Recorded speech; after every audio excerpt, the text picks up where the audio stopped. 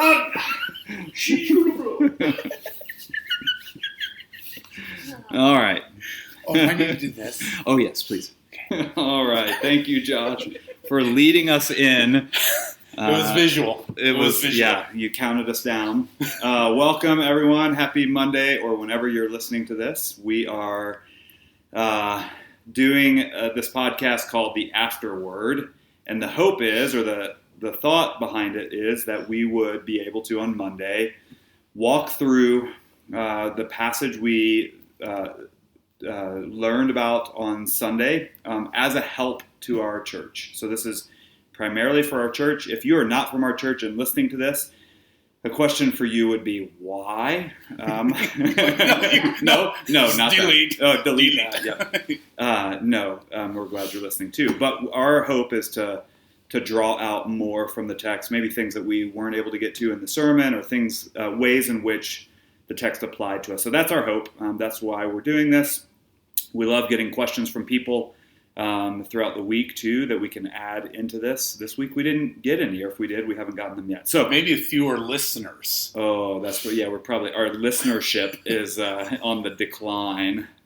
I have with me today Richard shaking his head in disgust at all of us. I have Richard Michael Nelson, elder extraordinaire. With us, I have Joshua Carl McGeehan.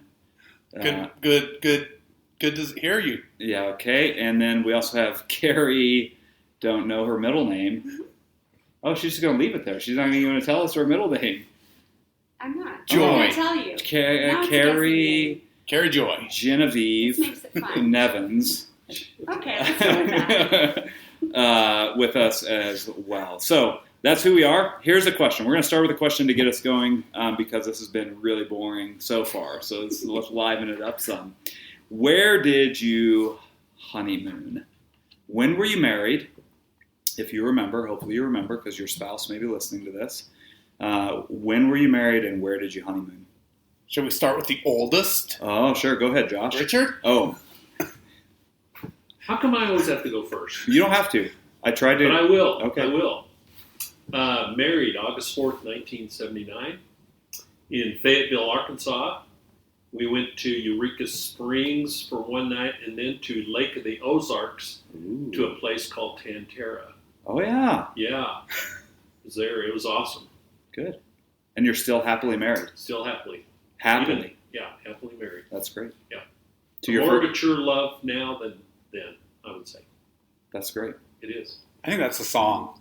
More mature love now than then? Yes. It's a long title, but it's beautiful. Is that Linda Ronstadt? Look it up. If Linda you're tired of Ronstadt, the podcast, switch to that song. Linda Ronstadt did that one with Aaron Neville. Oh, no. All right. Carrie, we'll go to some maturity. Yeah. Justin and I were married in May of 2000, so we're coming up on our 23rd anniversary. And we spent our first night in Albuquerque, New Mexico, and then drove up in a borrowed little sedan to Glenwood Springs, Colorado, and stayed at a little Airbnb. They weren't called that then, a bed and breakfast for a few nights. Yeah. Good. Yeah. 2000. Would you want to go next? Because we're doing a on the circle. 2000s. Yeah, 2000s. We were married. Kirsten and I were married January 8th of 2000. We were going to get married the first Saturday of the year, but it was Y2K, and things were shut down. Remember that? When everybody thought the world was going to end? Or your computer would stop working? Your computer stopped working. So we were married January 8th of 2000, already 23 years. And we honeymooned in, I can't think of the city. It's gone. Outside of Asheville, North Carolina, in the hills of the Smoky Mountains. Yeah? I think that's a song, too. Hills of the Smoky Mountains. Yes. John Denver, I think, did that one. Well, surprisingly, not all of these are going to be songs tonight. Go ahead. Today to look through. I think Liz and I must be the newlyweds. We were married November 7th, 2009, in Buena Vista, Colorado, as a local would call it. And then I really didn't know much about this, and Liz didn't really either, but we were told to go on a cruise. So we went to a cruise in I think the Eastern Caribbean. And I just remember it was a big boat and all you could eat food. Mm. And Liz. I'm glad it was a big boat. Yeah, I mean, I'm glad you didn't pay for a cruise and it'd be like some little John boat. Yeah, no one got seasick, so it must have been fine. That's good. So that's how we were married. Nope. No. By God. Honeymooned. Oh, yeah. But That's- God did it, and that's where we talk about God in this. That's 'cause good. it's Christian Do you call it podcast. the Caribbean or the Caribbean? I've heard both, actually. Oh, is there a difference? Is it like caramel and caramel? Yes. Oh, okay. That's another podcast. That's our other podcast on another channel. I don't think it's a song, though, where we discuss words and how to pronounce them. and conjugate them. What? You got to hold your mic closer. Richard's telling you. Oh, Richard's our new AV guy. okay. Hey, we're going to jump in to, thanks for bearing with that. That was more for us. Yeah, that was for us. We're going to jump in, and what I'd like to do first is give a summary of the text. Ezra 6 is what we looked at yesterday. And then some questions for application as we think about this, and hopefully you're thinking about these things as well, thinking about how to apply the text to your own hearts and your own lives. So the way that Ezra 6 goes is that the people are rebuilding again after discipline through drought. And we've got Darius as the king. We've got Tattenai. Remember Tattenai? He is questioning whether or not the people should be back rebuilding the temple, asks where they've gotten this permission, and so he sends out a letter to try to figure out if this is legitimate, if they should be rebuilding. And he gets word back that yes, in fact, there are decrees that have been made, and those decrees are in the royal archives. In fact, not only are they there, but the king steps it up a notch and says, if you don't allow them to rebuild, you will be impaled by a pole from your own house, and your house will be a hill of, Josh likes this, a hill of dung. Okay. What is going on? There's a picture. That's a word picture. You can see the picture. Good. And so, and not only that, but then everything is funded as well. So funds are given for the rebuilding. The people rebuild. The temple is complete, and with great joy they celebrate. And we're told right after that they also celebrate Passover, and that is done with great joy as well. And so that's where we are in Ezra chapter 6. Some questions that come along with that. We see, or at least what I walked through yesterday, we see three things, I think, from the text that stand out, at least to me and how I read it. That God's providence, his protection, and his provision are leading the people to worship. Remember, this is all about worship. The worship of God. He's restoring them back to that. And so his providence is leading them to worship. His protection of them, his provision for them is leading, all of those things are leading them back to worship. So here's my first question, and I'll stop talking. How has God's providence in your life led you to a place of worship?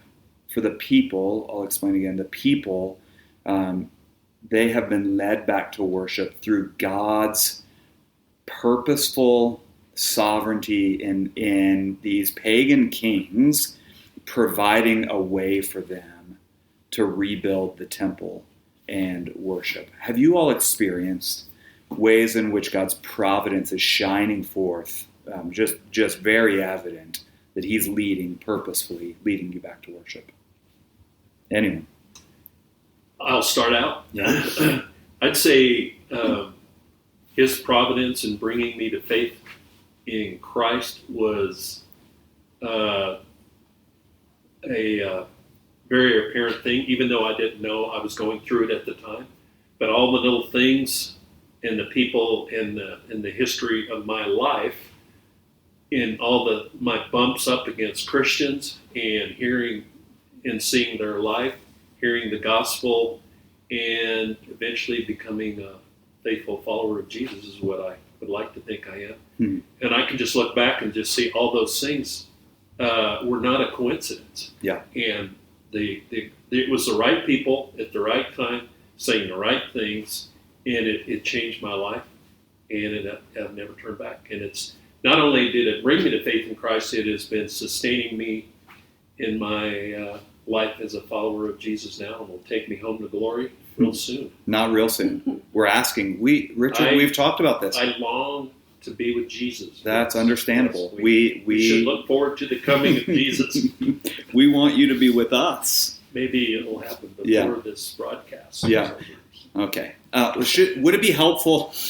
Would it be helpful for us to give a little bit of a definition of providence? I think that would be really helpful. The way I described it yesterday, I'd love your input too. If you have something to add, is that God has sovereignly directed, orchestrated the events of this life with a purpose, with an end in mind. And he is overseeing, not just overseeing, but orchestrating the events of that. Carrie, I think it could be helpful to read. You were talking about the Westminster Shorter Catechism. Yeah, as I was sort of preparing and thinking through for today, I remembered that my kids and I, back in our homeschooling years, memorized parts of that catechism, and so I dug back because I don't remember it very well.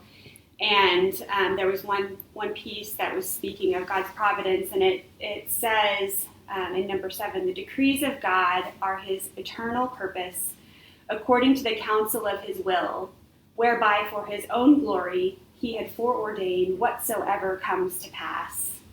And I mean, I think, for myself, we often speak about providence to bolster our faith when things are uncertain. And so that definition is just really helpful to me. This is according to God's eternal purpose, according to the counsel of his will, for his glory. Right. Yeah, maybe to Carrie's definition, I think the only thing, as you read that, Carrie, it just made me think, our God is intentional and has purpose behind his sovereignty. Sovereignty feels a little bit distant to me, but as I think about his providence, it feels incredibly personal. Yeah. And of course, this providence, and I think we'll probably talk about it, how we see, I can't help but go there. I think what blows me away about this passage is one pagan king, seen in chapter 1 or 2, Cyrus, assigns this decree to rebuild Jerusalem, and then another pagan king, Darius, reaffirms it. We talked a little bit about this before the podcast. It would be one thing if Israelites were writing this, but these were pagans that are writing this. That is amazing, and I think it shows that God is even above not just one pagan king, but 2 pagan kings to rebuild and furnish and care for this Israelite nation, God's chosen people. So I think we see a very personal side in this formal letter. So I think if I could be more brief, to a point to your to the confession, is it's very personal, and it shows that God is really intentional and loving in his sovereignty by being providential.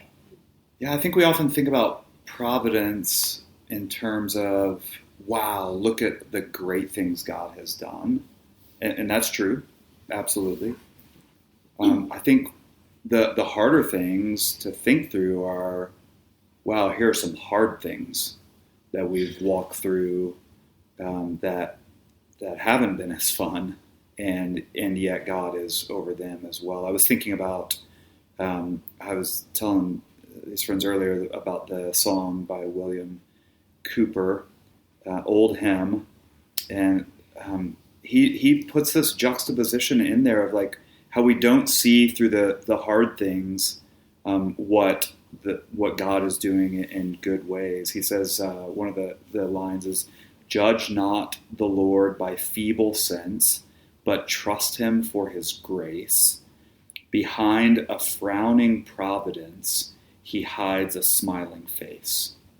His purposes will ripen fast, unfolding every hour. The bud may have a bitter taste, but sweet will be the flower. And it just shows that juxtaposition of the hard things that we don't see are actually, those at times hide the fact that God is actually there. Have we experienced that where we've hit some hard things, but still God's providence shows through all that? Yeah, I think most of the people who, like our friends, know this story, and so I hesitate to share it a little bit, but I realize a lot of you probably don't know this piece of our story. In 2011, our family went through the Joplin tornado, and our kids were little. They were 5 to 9. We were home. It was a very traumatic event. I mean, it was one of the deadliest tornadoes that's ever happened. And, this group was talking earlier that we tend to think of providence as these good, positive things. And in the case of the Israelites in this passage, it is, they get to rebuild. But for us, it was God's providential will that our home was destroyed, that our city was destroyed. Even that people died in that tornado. And so, I think, for me, that was a very clear time in my life where I had to truly more fully digest what God's providence is. It's not just the good things in my life, it's the really hard things that he allows to happen as well. So he's, directing it all. He's got purpose in it all. He's changing us and bringing us to a point of worship, even in those hard things as well. Not as easy to see in the moment. How long did it take you to get to a point where you're able to see, God was in this? Was that immediate?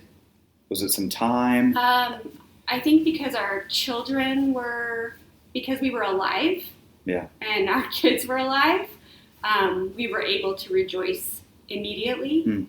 But there was a lot of back and forth because, as we emerged finally from the storm, the awareness of all of it had been destroyed and how dramatically our lives had changed in an instant, was still sinking in.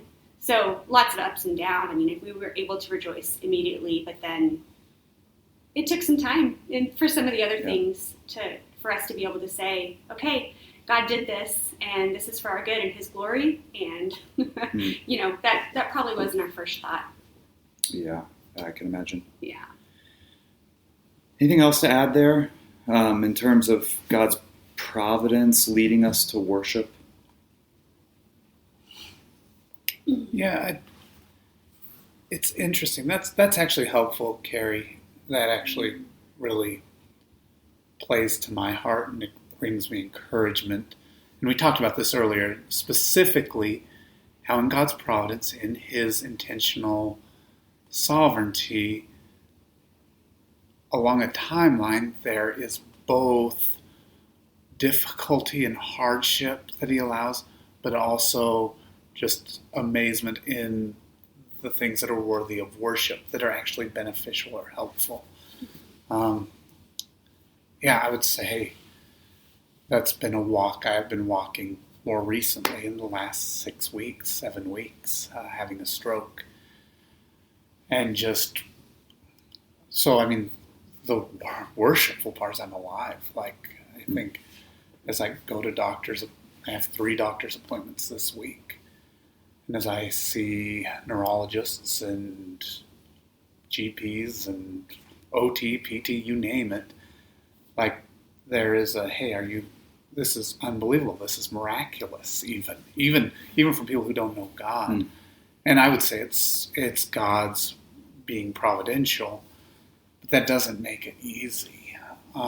So I think I'm grateful I can worship because I'm alive. And I even have caregivers in our church who've cared for me along the way that I'm so grateful for. But also I recognize, I can't walk very well. Sure. Seeing is hard. I learned this morning before we even got here that there are going to be some ramifications of this that may not go away. And so you were helpful, Carrie, in your tornado example, in recognizing there were immediate points of rejoicing, but there are also some things like, God, what are you doing through this? And I guess I'd finish this little ditty by just saying, I've had some conversations, even the asker of the question, Vince, you have been through a lot the last 2 years plus, but specifically 2 years. And I know you've wrestled with this, and I can't help but ask God, could there have been an easier way? Did I have to have a stroke? Did you have to allow a tornado? Did you have to take Ezra black? Like those are big, hard, difficult questions.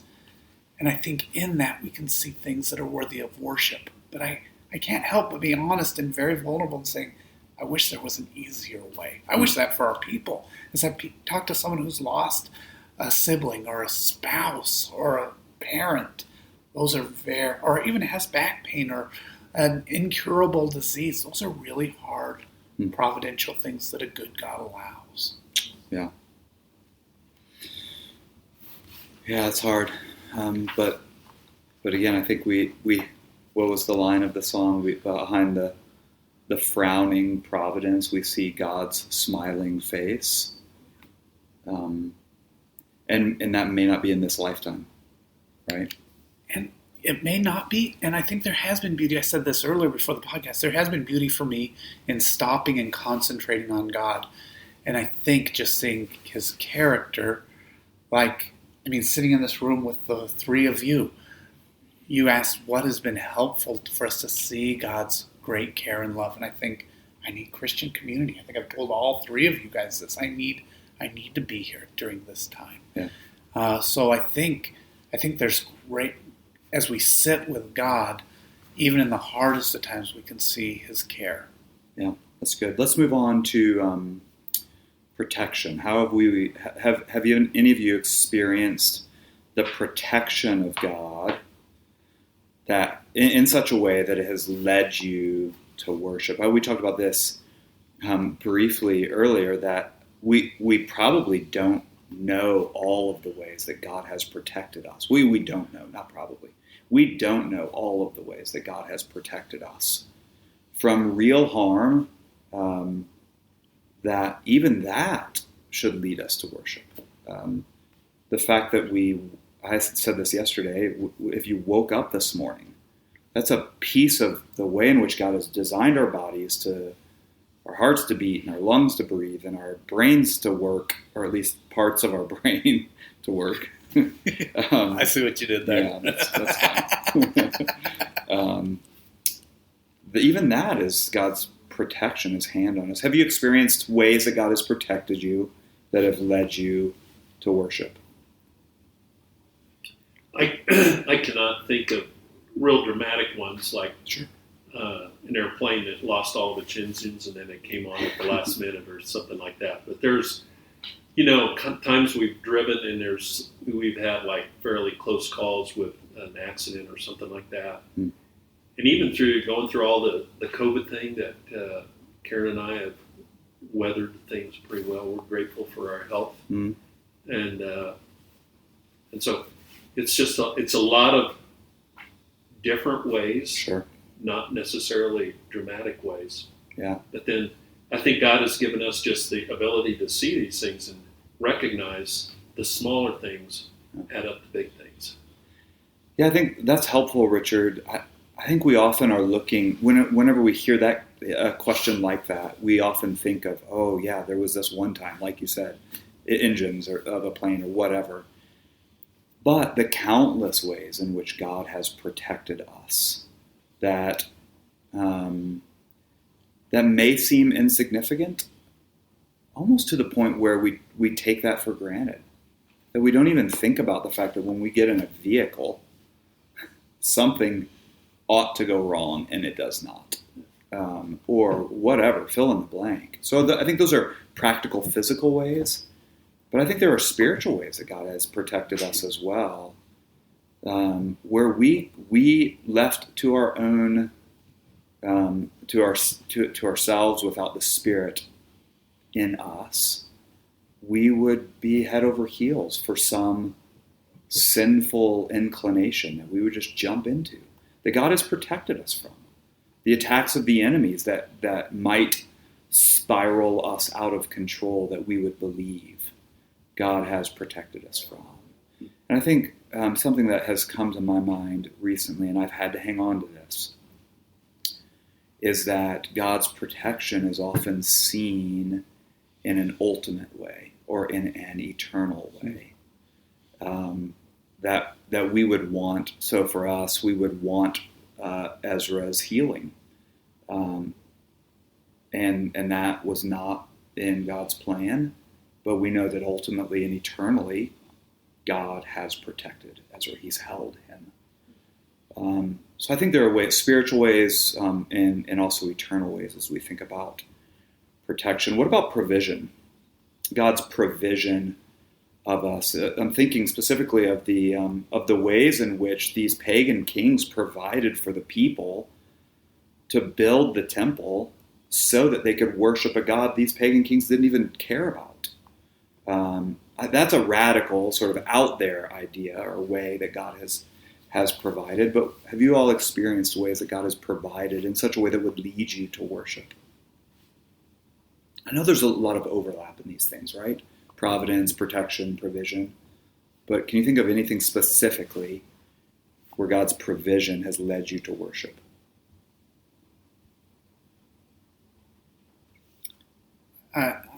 I think the first thing that comes to the mind is our church, the town church. I had someone recently just tell, and they were giving a compliment, but I know the reality of this. But they said, "Oh, the elders of the town church are so humble," and I laughed and I said, "Well, we are not. We're actually selfish people. We're human. We are truly human, and we can give into our own desires." But I said, God has humiliated us a little bit and allowed us to experience the ultimate humility. Like, I sleep a lot right now since the stroke. I don't come into work full days. Vince lost his son. Don't want to say it, but Eric works too much. And then we have 2 lay elders. We want more elders. Richard and Brock do a great job, but they also have other things going on. And so I'm like, why? I don't understand why our church is actually flourishing. And I know it's not because of our work, but right. God has brought us a body that is truly beautiful and loving and caring, and the lights are still on, and the bills are still paid, and someone's still preaching, and someone's doing. And so I think I've come, especially early after the stroke, and not even being able to see the stage really, or be able to walk into the building, but seeing our church pastoring me, to see someone's talking, someone's taking care of meals, someone's paying bills, someone's doing something. With this person, I said, oh, no, we are not humble, but we desperately, I think, know we need God. And God, in his graciousness, in his kindness, in his being worthy of worship, has been providential to the town church. So I think that's how I've seen him provide. It is not by anything Josh McGinn, or no offense, Vince Black has done, or the elders or the staff. God has done a great work in our body. Yeah, that's good. I hadn't thought about it that way, Josh, but God has absolutely provided this church family for each of us, for everyone. And I need it. Yeah, for everyone. That I look around. We had a foundations class yesterday, the biggest one I think we've ever had, 35 people. I forget what it was. It was amazing. It was too big, actually. If you were there and you're listening to this, we're so glad you were there. But we wish we would have had more time to interact with you in a more personal way. But I looked at that room of 40 people with the other people who were there helping, and I just thought, this is a weird group of people, but they all are a part of the body. And it's fascinating to see that God's provided that for us as a gift. It's a gift. It ought to lead us to worship. When we walk in on a Sunday morning and gather with 250, 300 other people, we ought to look around and see all of these weirdos, and also look in the mirror and see ourselves and say, praise God that he's brought us all together. You know, kind of taking a more view from heaven. I mean, just think we live in a country where there's freedom of religion. We know in this world there's places where you can't do what we're doing. Mm. And we live in a day and age where we have great theological schools, we have theological information, we have the internet, all these things that just so happen to be here, which is code for providence. Yeah. And we're able to use these things and even do a podcast. Yeah. So all of this is in the hands of God, all of this, That's big good. and the small. Anything come to mind for you, Carrie? If I could put you on the Yeah, spot. I was thinking more of just like tangible provision. Mhm. We've got tons of stories about the ways that God has stepped in and provided for us financially when we've really needed some help. Ask me about it sometime. We've got some really fun stories that I love to recount.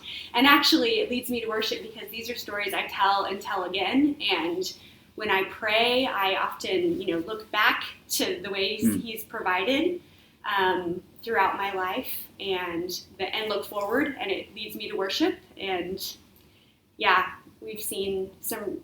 I mean, for instance, a check written out to me to the penny of a electric bill that was due by a friend who God spoke to her in a dream and told her to write us a check for this amount. And she had no idea that we were up against a wall, that we actually were really pretty desperate in that situation. And so we've just seen, we've seen some really cool provision, kind of, what felt like fell out of the sky, which of course we knew that was just God's hand all over it. So that's good.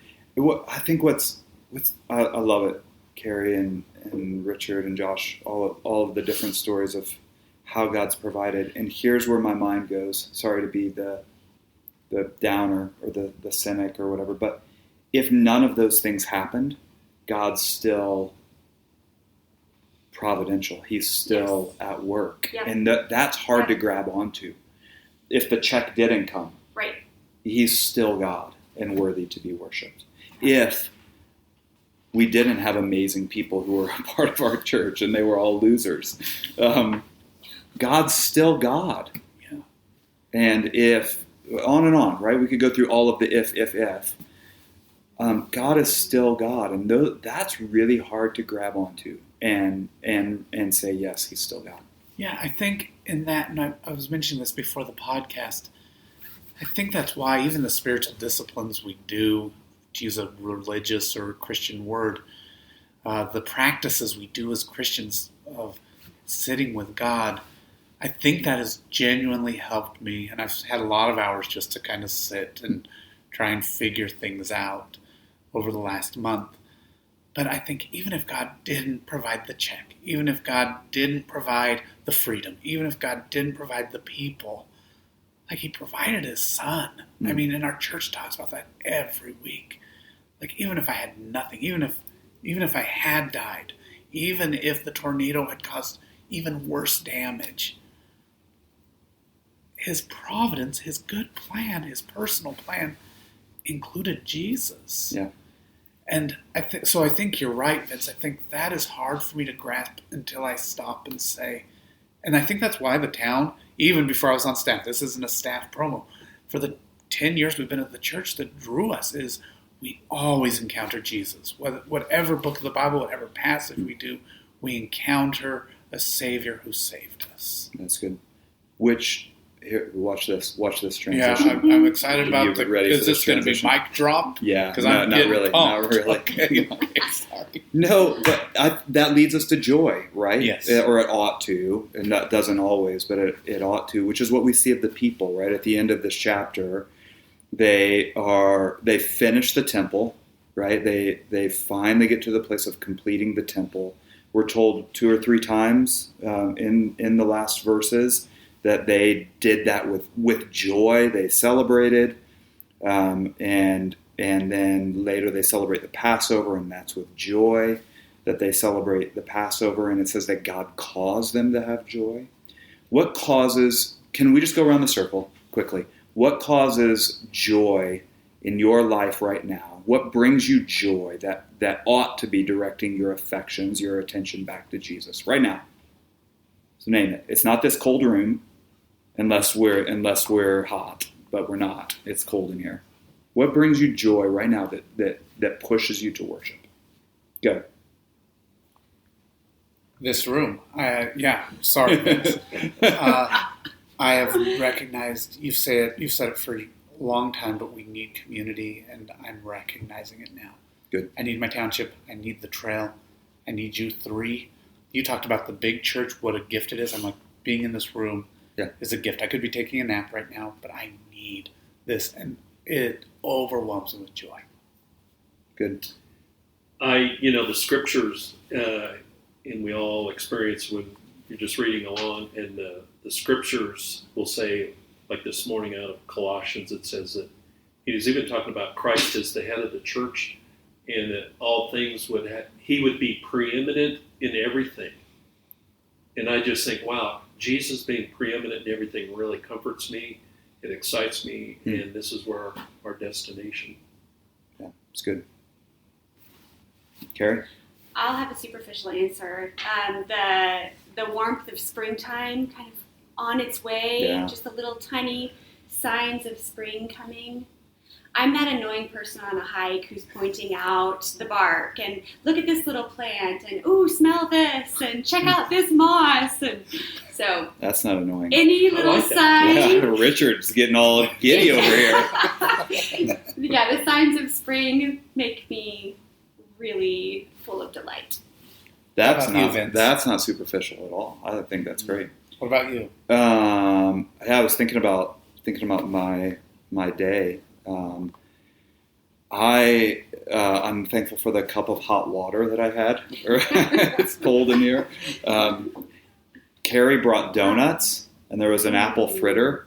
I love apple fritters, so I'm thankful for that. That God gives us taste buds that we can taste. He didn't have to do that. It could have been like a car where you just fill up a car and that's how you get your energy. But he gave us taste buds that we enjoy food.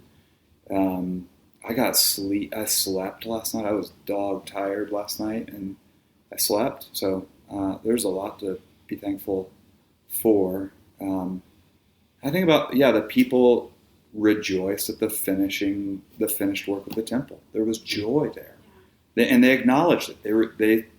They spoke it. It was there. They move on to celebrating Passover, and one more question before we hit our final question that we always ask: what has been helpful for you in reminding you about God's faithfulness in the past? Where I'm getting that question is my watch just started telling me something that she wasn't sure she understood. Sorry about that. Where I'm getting that is they celebrated Passover, which was a looking back at what God had done and how he had been faithful in the past. And they celebrated that annually, and they did that with joy. What are the ways that you have markers in your life where you're able to look back and see the faithfulness of God? What's helpful in reminding? What disciplines do you have? Do you have any? Yeah, a part of my prayer time, most weeks at least, involves looking back and just thanking God for, I start way back even in my childhood and just remind myself. This is in my prayer time, just alone generally, but and then oftentimes when Justin and I are praying or even in a point of discouragement, we recount things that God's done in our lives, celebrating what's happened in the past. That's good. Yeah. What else? I think I often look at things from an energy perspective. I've noticed that more recently, and so I think seeing a change in my heart as I look at, so energy-wise, looking at what I have each day at the beginning of the day, and instead of seeing it as I have a meeting or I have this task or I have this event, seeing it as an opportunity that God has given me, like I said earlier, people and community, and instead of I'm just having lunch with this person thinking, oh man, what an amazing opportunity. Or someone's giving me this ride today. Oh, what an opportunity to actually get to know this person and to be encouraged. So I think that for me it's a total change of perspective from, oh, I have to do this to, oh, I get to be a part of this. Yeah, so there's intentionality there for both of you, Carrie and Josh. There's some intentional stopping, thinking back on. For you, Josh, you're talking about thinking ahead toward, but there's some intentionality there for you to think about how God has been faithful. Richard, anything come to mind for you?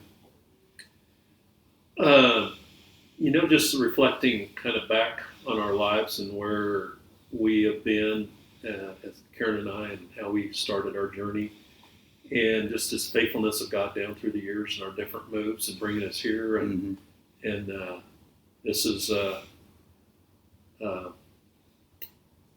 place that I'm going to finish it out, and that excites me. And I'm very excited about that. I love this church and the churches, the people, and several of you have mentioned just people, and it's just coming in on a Sunday, and man, I'm exhausted after a Sunday morning. I mean, I'm going out and just got to go home and take a nap because of all the excitement and the emotion, seeing people, the word, boy, it's just, it's very medicinal for me. That's good. Richard, you have talked 2 or 3 times now today in this podcast about how you're ready to meet Jesus. And I'm going to say it again. We don't want you to go yet. Yeah, I don't want you getting in the car. Yeah. Well, and he's driving you home. So, Josh, do you hear that train coming? That's right. I bet I can beat it. Vince, how about you, though, for that question? Yeah. Do you have an answer on that? Yeah, that's good. I've talked about this before. As a family, we've made it a practice to look back on the day, and we do that regularly. Right now, our older boys are kind of all over the place at night, but when we tuck in the younger two, we are always talking through what are we thankful for from today, and those are often simple things. I mean, last night, Solomon was thankful for the trail, and Uzziah was thankful for his soccer game, I think, yesterday. And those are simple things, but they're good gifts from God that just point our affections to him and remind us that we do have a good Father. I journal, so personally I journal, and most of my journaling is the writing out of prayers of how I'm communicating to God. So it's not often, today I bought a loaf of bread and I went for a walk. It's not those sorts of things. It's more of here's what I'm processing, thinking about. It's recalling. That's a lot of recalling what God has done. I actually look forward to, I downplayed it yesterday in the sermon. Not really downplayed it, but I talked about it in ways where I said we don't often have these kinds of annual feasts that help us remember. But I really do look forward to this time of year where we celebrate, where we remember the death of Christ at Good Friday and the resurrection on Easter. It's a beautiful thing to celebrate as a church. So that is a reminder that I really love moving into. So, hey, here's our last question, and we'll try to get through this question without Richard signing off on his life here on earth. We're going to keep you around, Richard. Yeah, Richard. We're going to prop you up in a chair, and you're just going to be around with us. Taxidermy. Yeah. We're going to stuff him and put him on the stage. That's enough. Okay. Permanent greeter. Permanent greeter. He could be like an animatronic, like Chuck E. Cheese. Hello, welcome to the town church. That's what we're going to do. Here's the last question. The last question is, how does Ezra 6, the entire chapter, this passage, how does Ezra 6 grow our affections for Jesus? How are we growing in our love for God, our affections for God? And we'll make these brief. Yeah, I can be really brief on this, and it's one of the key things we talked about is just how we serve a providential God, a God who is intentional and personal and strategic in his sovereignty. It blows me away in just a couple sentences. It just blows me away that a king can give a decree who doesn't know God, that honors God, and that it can be upheld by another king, and that it goes, and it boggles my mind, even though I know we have a providential God, to see two people who are anti-God supporting a godly cause and supporting God's people. That's worthy of worship alone for me. Yeah, good. That's really good, Josh. Appreciate that. I appreciate you too, Richard. I'd like to have you around a little bit longer. What stood out to you, though? Well, I think I said the same thing. affections? I said the same thing last week. I think it's the providence of God. It's very comforting to know that we can live a life of purpose, and that's very important for life. I was always looking for a purpose for life. I found it. I'm on it. You are on Thanks to God. And you're a significant example to us. No, I'm serious. Don't laugh that off. You are. Your sights on the kingdom are a huge encouragement to us. Thank you. Yeah. Carrie, we'll just keep moving around the circle. Yeah, for me, I think from the passage, just a reminder to trust God's providence in my life. You guys have also pointed out being content. For me, that looks like being content in what He gives, be it not what I want, seemingly, or an abundance. So being content. Also being faithful, in what He's called me to do each day. I think, this passage has encouraged me in that. I want to be faithful and not big. Of course, I want to be faithful in the big things He's called me to, but also the tiny things. I want to serve my family well. I want to encourage my coworkers. I want to, be faithful to the little things. That's good. I think for me, the thing that stood out to me a couple times in the passage that do actually raise my affections for God are just the reminder for me that these people had joy.